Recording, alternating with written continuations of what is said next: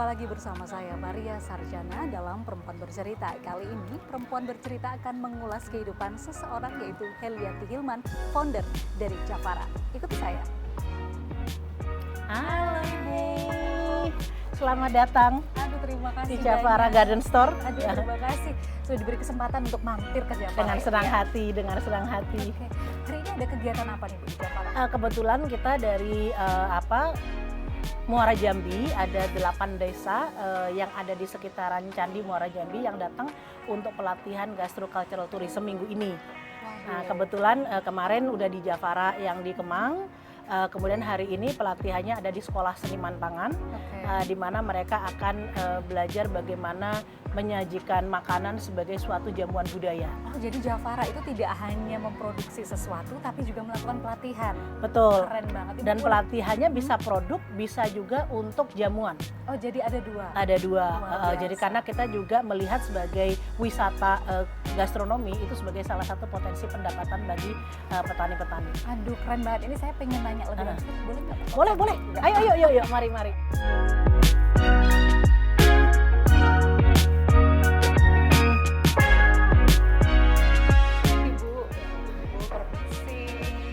Ya, nah ini adalah satu dari 4 bangunan yang ada di Kompleks Sekolah Seniman Pangan yang dulunya namanya Javara Academy.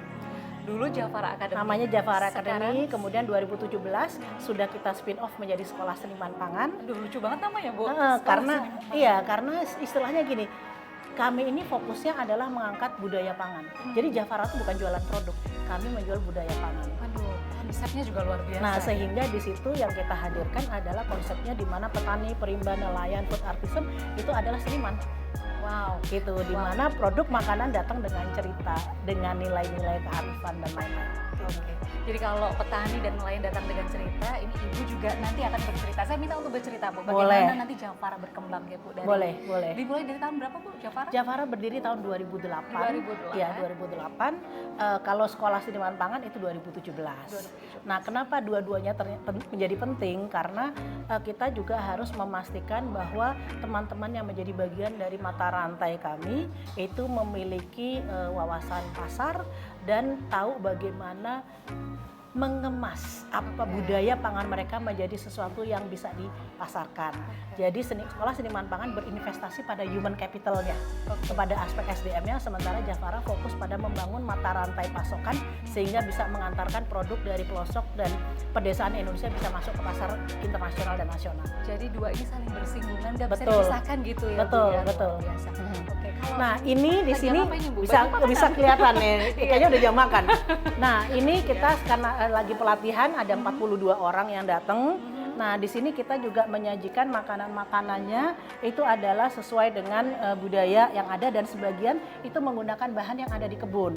Jadi contohnya ini kita nasi biru. Nasi biru nih dari mana ini, Bu? Nah, nasi biru, nasinya sendiri ini adalah nasi kuno dari daerah Boyolali, itu mentek susu, tapi warna birunya dari bunga telang. Bunga telangnya kita tanam sendiri ya di kebun di belakang. Jadi di Sekolah Seniman Pangan ini ada kebun organiknya 3 hektar. Wow. Nah, jadi beberapa bahan itu kita gunakan, nanti kita bisa jalan ya ke sana. Nah, kemudian di sini kayak kita juga pakai pandan, serai, salam itu juga dari situ. Nah, kalau misalnya kita lihat di sini, ini yang surprising karena ini adalah makanan yang cenderung sudah dilupakan. Ini adalah sayur lengkuas. Nah, biasanya kan kita kan biasanya taunya lengkuas itu kan sebagai bumbu. Nah, ini yang dipakai adalah umbutnya. Jadi dia sebagai sayur. Fungsinya bukan sebagai rempah tapi sebagai sayur. Nah, ini juga kita panen dari belakang. Jadi kita biasanya menu kita sesuaikan apa yang ada di belakang itu kita coba munculkan. Tentunya dikombinasi dari yang lain. Nah, ini adalah gadung. Gadung ini umbi yang juga sudah banyak dilupakan. Biasanya kita taunya keripik gadung. Nah, ternyata kalau di daerah gadung itu tumbuh bagus sekali di daerah-daerah lahan kering. Nah, ini di daerah-daerah pedesaan di Jawa dan juga di Muara Jambi dulu mereka ada yang namanya nasi gadung. Nah, ini jadi karbohidrat pengganti nasi, ya kan? Dan ini rendah glikemik. Gitu. Jadi tidak menaikkan gula darah. Nah, jadi kita bahkan di dalam pelatihan-pelatihan seperti ini pun kita juga mencoba untuk memunculkan lagi bahan-bahan makanan yang dilupakan atau resep-resep yang dilupakan. Luar biasa, Gitu. keren sekali konsepnya. Ya, nah kemudian di sini kita juga bisa melihat ada produk-produk dari binaan-binaan atau mitra-mitra kami gitu kan. Kalau yang lengkap nanti di Jafara Kemang. Oke. Gitu. Kalau di sini hanya ada beberapa termasuk yang ada di sini. Jadi ini contoh Lebih produk pada ya. contoh produknya. Ini termasuk dari yang istilahnya lulus dari sekolah kita. Lucu sekali nih, pineapple lime syrup. Jadi Ini sirup Flores nanas. Flavor, ini koleksi dari Flores. Jadi di sini ada produk dari Indonesia Timur, kemudian dari Aceh, dari Kalimantan. Keren ya Bu, dan enak ya. Wah, Jadi luar intinya biasa. sebenarnya apa yang ada di kebun, apa yang ada di alam itu bisa diolah menjadi produk dan bisa diolah menjadi hidangan. Tadi berapa hektar Bu? 3 hektar. Ada ya, 3 hektar. Ya. Luar biasa. Bu, kalau mengenai ini kan tadi soal sekolah seniman tangan ya Bu ya. Kalau tadi kan Ibu sudah bicara bahwa mereka juga diajari untuk mengolah makanan yang sudah terlupakan. Sebetulnya apa lagi yang kemudian diajarkan di seniman tangan? Nah, jadi seniman pangan itu kita ada beberapa modul. Modul yang pertama adalah dari kebun atau dari alam menjadi produk. Jadi apakah misalnya kalau nanas jadi sirup nanas, jadi selai nanas gitu ya. Jadi lebih kepada produk olahan. Nah, yang kedua adalah dari kebun ke meja makan. Jadi bagaimana mengolah menjadi masakan-masakan yang enak. Nah, biasanya selalu juga selain dari peserta pelatihan sebenarnya udah jago dengan masakannya masing-masing, kita dampingin dengan chef profesional. Oke, jadi Gitu. mengemasnya dengan lebih Bagaimana cantik, lebih platingnya, higienis, ya. lebih cantik gitu kan. Nah, karena biasanya kalau kita bicara di daerah-daerah gitu kan, mereka cenderung kalau ngasih makanan langsung brek Iya, banyak. iya. Padahal kan mungkin kalau untuk jamuan yang sifatnya budaya atau gastronomi, itu kan biasanya orang cuma mau icip dikit-dikit. Iya. Nah, jadi pemahaman-pemahaman itu perlu kami ajarkan gitu supaya lebih bisa relevan untuk pasar yang mau dituju. Ya, jadi bisa grab orang. Betul. Nah, di dalam sini ini mereka sedang melakukan pelatihan. Nah, ini mereka sedang persiapan untuk jamuan nanti hari Sabtu. Jadi beberapa preparasinya itu sudah dilakukan dari sekarang kayak penyiapan bumbu dan lain-lain. Nah, biasanya kalau di sana kan mereka masaknya di bawah. Ini kita biasakan masaknya di atas meja. Di atas meja. Nah, ini kita bagi menjadi beberapa grup gitu. Jadi masing-masing ada penugasannya dan ini yang untuk proses pemasakan juga bisa di dalam sana. Ini semua dari Muara Jambi. Betul, ini kebetulan sekarang lagi datang. Ini ibu-ibu dari Paduka pasar Dusun Karet di Muara Jambi.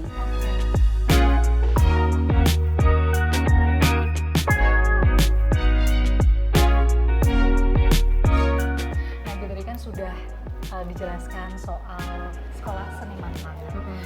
Ini saya mau tanya Bu soal Jafara sendiri. Gitu. Sebetulnya kenapa sih Bu Ibu mau mendirikan Jafara gitu? Orang bertanya-tanya kenapa ya harus Jafara itu kan bukan sembarang produk gitu ya. Produknya adalah produk-produk yang memang dihasilkan dari tanaman yang luar biasa. Misalnya pilihan begitu. Nah, jadi dulu awalnya saya ini kan bukan tidak punya background di industri makanan. Jadi saya bukan agronomis, saya bukan food technologist. Nah, di mana sebenarnya saya itu tadinya lawyer. Nah, interaksi saya telepon Ibu ya kalau ada apa-apa.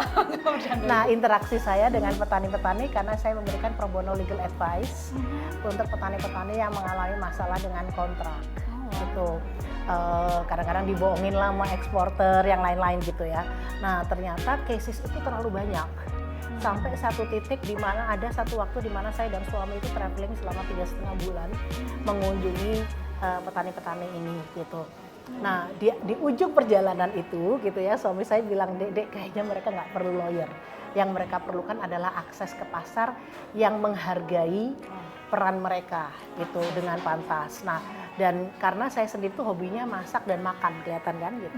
Nah, dan saya sebelum Jafara berdiri, saya itu udah traveling ke lebih dari 40 negara. Nah, sebagai tukang masak dan tukang makan, udah pasti di setiap negara saya akan nyobain ya gitu makanan-makanan yang di sana, specialty-nya, gourmet food-nya, kemudian restoran-restoran yang specialty, fine dining gitu. Nah, sehingga saya itu punya tendensi tahu selera pasar. Oh jadi misalnya gini, kalau di Italia orang Italia suka ini, orang Prancis suka ini, orang Korea suka ini, orang Jepang. Jadi saya punya pemahaman itu. Nah pada waktu saya sedang traveling selama 3,5 bulan itu kan saya tinggalnya di rumah petani, pergi ke kebun sama mereka, ke sawah sama mereka. Saya banyak sekali ketemu bahan-bahan makanan yang saya belum pernah lihat sebelumnya. Jadi itu tadi yang mengawali mengapa Ibu kemudian memutuskan mendirikan Jafara. Betul. Oke. Jadi tadi menarik sekali ya Bu, sebetulnya beranjaknya atau bermulanya justru karena Ibu ini sudah traveling ke berbagai macam negara dan ingin membangun Indonesia. Boleh Bu, ada hal lain nggak yang kemudian memutuskan Ibu untuk membuat Jafara ini atau mendirikan Jafara? Jadi gini kan sebenarnya waktu Jafara berdiri itu kan memang visi misi kita itu adalah menghidupkan lagi budaya pangan yang terlupakan. Jadi semakin dilupakan, semakin kita munculkan lagi, masuk ke pasar. Dan kita itu sedihnya adalah Indonesia itu kehilangan sekitar 500.000 petani setiap tahunnya. Nah kalau anak-anak muda kita nggak ada yang mau jadi petani, habis kita sebagai negara negara agriculture dan negara agraris dan negara maritim habis gitu kan. Nah tetapi kita juga paham dong anak-anak muda kan pengen sesuatu yang berbeda. Itulah kenapa sekolah seniman pangan menjadi penting untuk bisa membuat mereka kembali, dan itu juga bisa menjadi ekosistem bagi Jafara untuk mendapatkan produk-produk yang terbaik gitu karena mereka sudah dilatih gitu kan. Nah tapi sebenarnya kalau ditanya apa sih yang sebenarnya akhirnya benar-benar Jafara harus berdiri, nggak ada pilihan lain. Jadi waktu itu salah satu kesedihan saya yang paling utama itu adalah ada salah satu petani yang waktu itu minta tolong saya karena mereka diikat kontrak yang tidak adil gitu ya. Nah karena ketidaktahuan mereka terhadap membaca kontrak segala macam itu sampai kemudian mereka disomasi 300 juta oleh perusahaan eksporter. Nah kemudian kena stroke dan kemudian meninggal gitu. Nah seminggu sebelum beliau meninggal itu saya sempat ketemu beliau, saya datang ke rumahnya dengan ibu saya gitu ya. Kita waktu itu cuma karena mau beli barangnya beliau lah gitu, dan waktu itu belum ada Jafara gitu ya.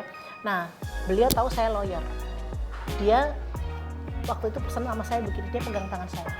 Terus saya bilang gini, Mbak Heli, saya doakan suatu saat Mbak Heli menjadi eksporter yang merawat kami ini supaya petani-petani nggak dikuyo-kuyo. Dikuyo-kuyo itu artinya disia-siakan gitu, dipermainkan gitu.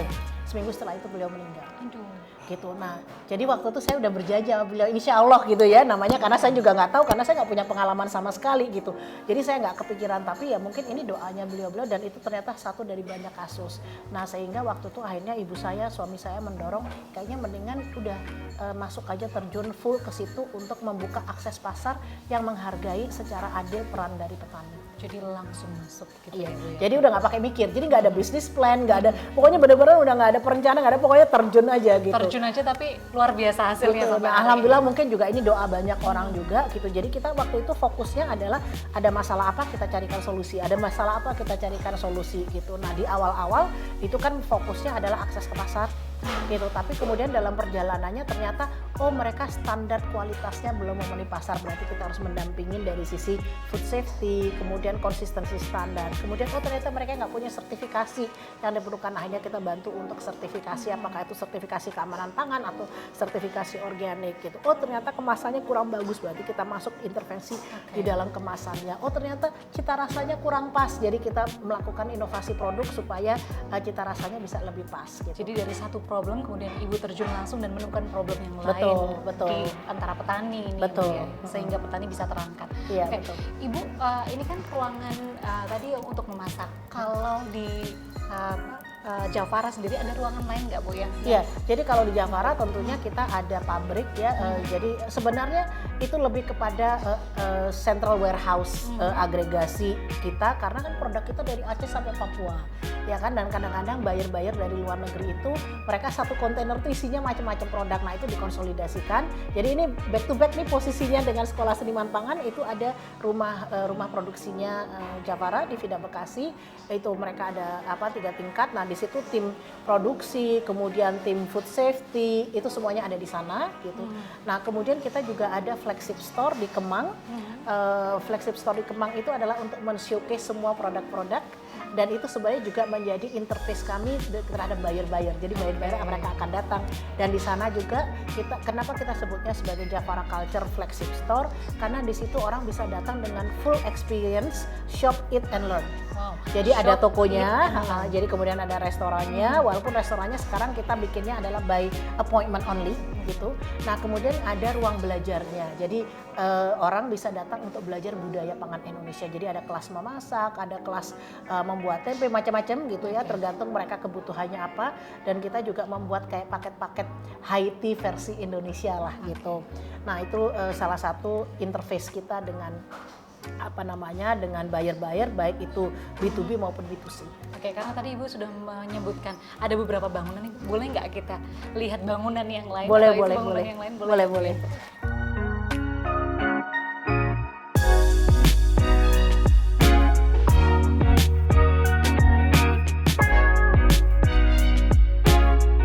Oke, Ibu ini udah pindah lokasi lagi, tapi masih satu lokasi di kompleksnya di Javara. Javara Academy Sekolah Seniman Pangan. Ya, Ibu kan tadi sudah bercerita kenapa kemudian terpanggil mendirikan Javara, terus kemudian juga tadi sudah berbagi beberapa visi misi apa yang ditemui dengan petani. Tapi ini saya mau tanya, Ibu kan perempuan, kita dalam konteks perempuan bercerita, Ibu kan seorang perempuan dan pengusaha. Ada nggak Bu tantangan sebagai perempuan ketika menjadi pengusaha? Itu boleh diceritakan. Oke, mungkin yang pertama tentunya adalah masalah membagi waktu ya dengan keluarga gitu, dengan suami, dengan anak. Nah, tetapi untungnya kalau dari sisi saya sendiri, kan salah satu yang mendorong saya mendirikan Javara kan suami saya, gitu. Karena beliau merasa bahwa ini nggak benar nih petani diperlakukan seperti ini gitu, dan beliau merasa bahwa saya akan bisa kontribusi lebih jauh apabila kita menjadi bagian dari mata rantai gitu. Nah, jadi dukungan itu sudah ada gitu. Nah, tentunya bagaimana membagi waktu itu masih merupakan suatu tantangan, sehingga contohnya waktu kita kemudian punya anak. Jadi saya punya anak baru setelah ada Javara. Jadi ada Javara dulu baru punya anak gitu. Nah, jadi sampai umur 7-8 tahun anak saya ikut terus ke lapangan gitu. Jadi ya jadi dia juga traveling ke daerah-daerah, ke pelosok-pelosok. Saya pameran di luar negeri pun saya tenteng juga gitu ya. Karena saya juga nggak mau kehilangan waktu dengan anak gitu ya. Momen ya. Gitu. Nah, jadi itu memang sesuatu yang memang harus kita lakukan gitu. Karena dua-duanya my baby juga gitu kan. Nah, untungnya karena ada support dari suami, jadi istilahnya ada supporting system lah untuk itu.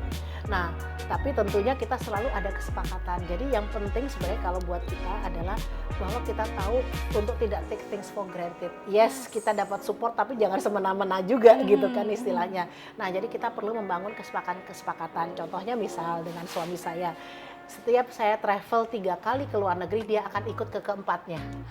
Jadi gitu. sudah ada gentleman agreement ya, ada gitu. gentleman agreement gitu. Nanti biasanya dalam 1 tahun saya udah bilang, Mas aku nanti bulan ini kesini, bulan ini sini, mau ikut yang mana gitu kan istilahnya gitu. Nah, jadi karena penting sekali untuk melibatkan keluarga dalam kegiatan kita supaya mereka bisa tahu. Karena sebenarnya gini, kepuasan kita itu kan melihat bagaimana kerja kita berdampak. Ya kan? Dan itu nggak bisa dibeli dengan uang, nggak bisa diukur dengan apapun. Nah, pada saat keluarga kita melihat mata-mata yang ceria gitu ya, mata-mata yang berbinar-binar dari mereka yang apakah menjadi bagian dari mata rantai kita, punya akses pasar yang bagus dengan harga yang bagus, atau mendapatkan panggung gitu kan, atau mendapatkan pengetahuan, itu mereka akan tahu, oh iya, ibu saya atau istri saya memang harus menghabiskan waktunya untuk tujuan itu, dan mereka tidak keberatan untuk berbagi. Bahkan melihat dampak. Betul, bahkan kami istilahnya berbagi rumah. Ada satu waktu di mana rumah kami itu jadi kayak rujukan petani-petani kalau dari daerah gitu, dan anak saya dengan senang hati menghosting mereka gitu ya. Istilahnya so sweet banget lah gitu. Nah, terus saya ingat juga gitu, misalnya suatu saat kita pernah ke daerah Temanggung, dan kita itu sudah ditunggu oleh petani-petani dan kita telat datangnya. Jadi baru sampai sana tuh 11 malam, 12 malam. kebetulan anak saya demam posisinya gitu. Terus saya bilang, Nafi apa mama batalin aja ya pertemuan, tapi petani-petani udah nunggu. Terus dia bilang gini, dia pegang tangan saya, mama jangan, kasihan mereka udah nunggu gitu kan. Jangan gitu, nah jangan dibatalkan, kasihan mereka nunggu. Dia umurnya waktu baru 5 tahun. Tapi sudah ngerti seperti Dia udah itu. ngerti karena dia ngelihat gitu kan melihat. satu ruangan udah penuh gitu kan itu. Terus dia bilang, aku tidur di sofa situ aja, mama meeting aja nggak apa-apa gitu. Nah, Itu sudah punya hati juga untuk gitu. tani. Jadi penting sekali untuk membangun empati itu bahwa mamahnya ini bukan kelayapan karena mau seneng-seneng gitu kan, tapi karena bekerja dan memberikan dampak untuk orang lain. Dan luar itu adalah biasa. kepuasan buat suami maupun anak saya. Udah luar biasa, jadi tantangannya membagi waktu, tapi ternyata tipsnya seperti ini ya Bu. Ya, mungkin ini bisa diambil juga sebagai tips bagi para Kesepakatan. Nah, perempuan. satu hal terutama untuk perempuan ya, anak itu harus didengar. Jadi jangan perlakukan mereka sebagai anak kecil. Jadi waktu membangun kesepakatan itu mereka harus didengar. Jadi contohnya gini, saya kan banyak sekali traveling. Nah begitu dia udah sekolah, udah besar, kan nggak mungkin dia ikut saya karena nanti dia akan banyak ketinggalan kelas. Nah biasanya saya nego sama dia, mama boleh pergi berapa hari. Nah, biarkan itu menjadi keputusan dia, bukan keputusan saya. Karena pada saat keputusan itu adalah keputusan dia, dia merasa tidak dilupakan. Gitu, jangan sampai anak itu merasa bahwa dia tidak penting, merasa bahwa bisnis atau usahanya itu lebih penting, jangan sampai mereka merasakan itu. Dan salah satu caranya adalah biarkan mereka juga turut mengambil keputusan terhadap jadwal kita. Luar biasa. Gitu. Nah, jadi saya udah biasanya batas paling lama itu 10 hari yang diberikan, tapi kadang-kadang masih nego. Dia bilang, udah mah 3 hari aja, 4 hari aja, nanti tarik-menarik kan gitu. Tapi biarkan itu adalah keputusannya dia. Gitu. Luar biasa, ini juga bukan hanya tips bagi pemirsa yang menonton, tapi juga tips buat saya, bukan saya juga punya anak 9 tahun ya. Memang sudah mulai bertanya kapan mama pulang dan sebagainya. Ternyata itu tipsnya sebagai seorang perempuan, pengusaha dan memberikan dampak juga impact kepada banyak orang. Terima kasih Ibu. Tadi luar biasa ya apa yang kemudian disebutkan atau disampaikan cerita dari Ibu Helianti. Kemudian Bos, kami ingin meminta Ibu mungkin saran. Tadi sudah ada sedikit yang disampaikan soal bagaimana menangani keluarga dan anak, tapi ini saran sebagai ibu seorang pengusaha yang sudah lebih dulu melakukannya, kemudian kepada pengusaha yang baru mau mulai saat ini, pengusaha-pengusaha muda, terutama untuk perempuan pengusaha. Itu mulainya mereka harus gimana, Bu? Iya, jadi begini, sangat penting untuk tahu diri kita sendiri. Apa sih yang matters buat kita? Gitu. Karena setiap orang panggilan hidupnya lain-lain, apa yang membuat mereka bahagia lain-lain, apa yang passion mereka juga berbeda. Jadi sebenarnya kalau kita mengerjakan apapun, mau kerja untuk orang lain ataupun mempunyai usaha sendiri, udah pasti masalah itu akan banyak. Kita tidak akan mungkin nggak ada masalah, itu nggak mungkin. Nah pertanyaannya adalah bagaimana kita memilih suatu pekerjaan di mana itu sama dengan passion kita, sehingga kita tidak merasa itu menjadi suatu beban. Itu yang pertama, passion. Yang kedua, harus ada sense of purpose. Karena kalau purpose-nya hanya semata-mata mau mencari uang, mencari popularitas, itu semua ada batasnya dan istilahnya gini, nggak akan pernah cukup. Ya, setuju. Gitu. Dan kalau kita motivasinya uang atau motivasinya popularitas, pada saat kita dihantam oleh masalah, kita akan nyerah. Kita akan menyerah.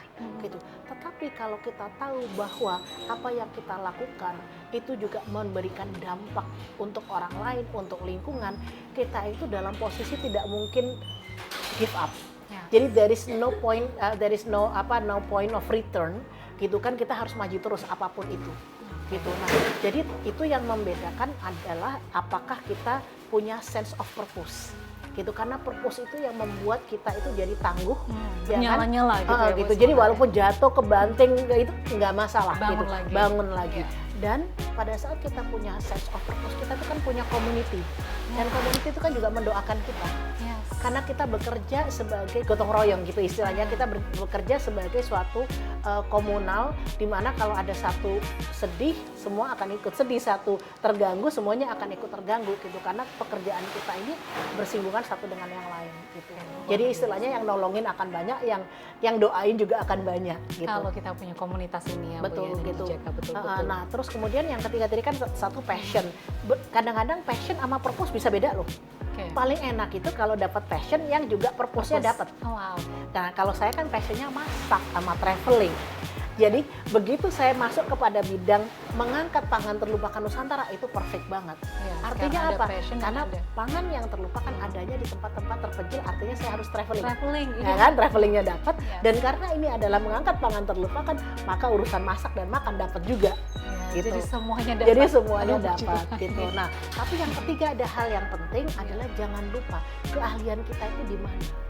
Jadi kita juga harus bisa merefleksikan antara passion, purpose, tapi juga kita harus punya profesionalitas, ya kan? Nah, profesionalitas ini terkait dengan kapasitas kita, dengan kemampuan kita gitu. Nah, saya memang kalau secara pendidikan backgroundnya kan di hukum. Nah, artinya apa? Saya bisa bikin kontrak dong, saya bisa bikin perjanjian-perjanjian yang bisa melindungi kepentingan kita, itu useful. Tapi saya punya skill lain, skill saya adalah memasak gitu. Saya bisa meng-create produk yang disukai oleh orang Itali, oleh orang Prancis, oleh orang Timur Tengah gitu ya. Karena itu adalah kemampuan lidah saya. Nah, jadi penting sekali juga untuk tahu skill kekuatan kita di mana. Karena itu juga menjadi modal dasar kita di dalam suatu membangun usaha. Waduh, luar biasa komplit nih ya Bu ya, tips yang diberikan oleh Bu Helianti hari ini terkait dengan bagaimana Passion, ya, purpose, profesionalitas. passion, purpose, profesionalitas. 3 ya, 3P ya Bu ya. Jadi tipsnya ada 3P untuk para pengusaha muda, khususnya perempuan yang ingin berusaha. Saya masih ingin lanjut sebetulnya Bu ngobrol. Kalau kita pindah tempat lagi, Boleh, untuk lihat boleh. yang lain, boleh? Boleh.